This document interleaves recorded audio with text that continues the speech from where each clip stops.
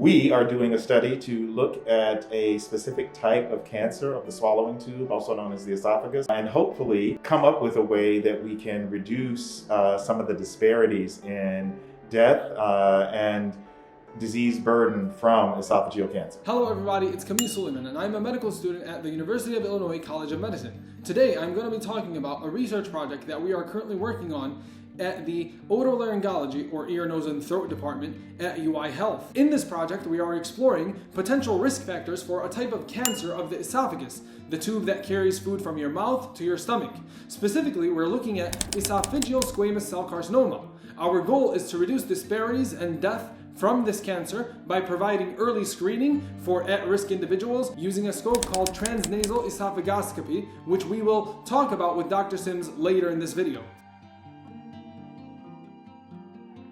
There are currently guidelines in place to screen Caucasian males who are at increased risk for developing adenocarcinoma of the esophagus, which is a type of cancer more prevalent amongst Caucasians. However, there are no guidelines in place to screen at-risk African American males for esophageal squamous cell carcinoma, which is more prevalent and more severe amongst African American males. We are attempting to reduce these disparities by repurposing the use of TNE, the scope that we'll talk about shortly, to target communities that have been targeted for cancer risk as a result of bias and social policy. My role in this study, along with a group of medical students who are also working on this study, is to recruit patients from 4 different Mile Square Health Center locations in Cicero, Englewood, Humboldt Park, and South Shore. We first ask patients to fill out a survey that asks them about their eating habits, drinking habits, and smoking habits, among other questions. And then, if they qualify, they can choose to participate in the second part of the study, which consists of examining their esophagus to look for any growths that might be there using TNE. And now, we'll have a chat with Dr. Sims about TNE.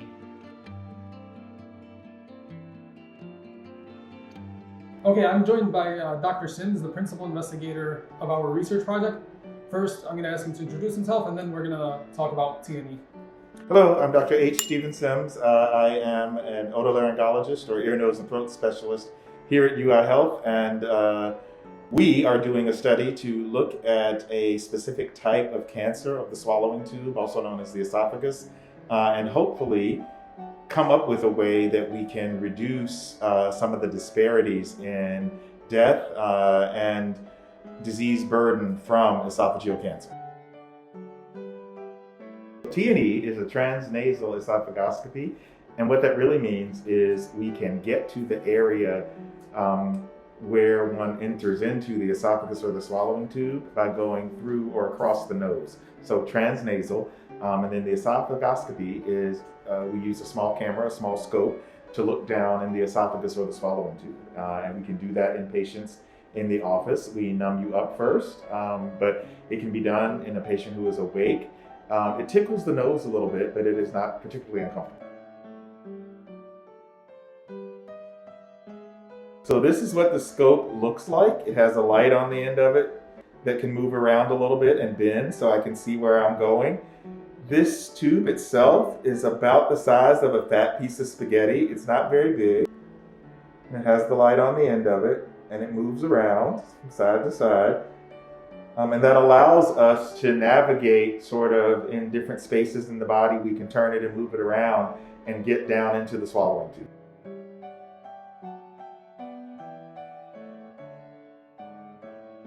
From beginning to end, because it takes a little while to get things numb enough and make the patient comfortable, it probably takes about 30-45 minutes.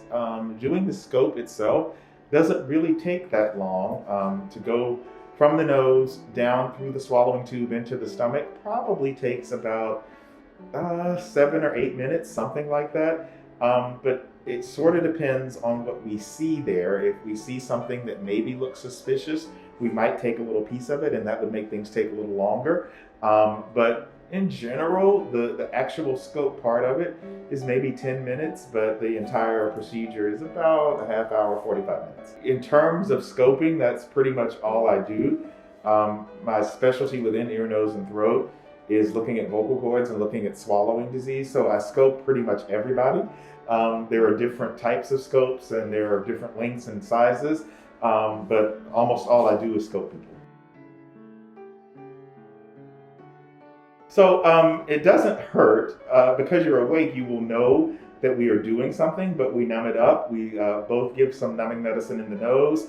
We also have you gargle a little bit of numbing medicine, and then we also put some additional numbing medicine on the scope itself to try to make it comfortable. Because you are awake, you can tell me at any time if it doesn't feel comfortable, and we will maybe use more numbing medicine or change what we're doing to make sure the patient stay comfortable throughout. As I said, it's not that long, maybe 10 minutes or so. And you can give us feedback and tell us, like, if something doesn't feel good, we can make that feel better. There are no needles involved in this. We can use numbing medicine that we apply topically, meaning we either put it on a piece of cotton and put it in the nose, or we spray it into certain areas, or we have you gargle it and maybe swallow a little bit of it, but no needles. The main reason to do it is to examine the swallowing tube. When we can see it, we can see, are there any growths there? We can see, is there any narrowing in the tube itself? And we can really get a good assessment of why people might be having trouble swallowing. Okay, Dr. Sims, thank you very much for taking the time to answer our questions today. My pleasure.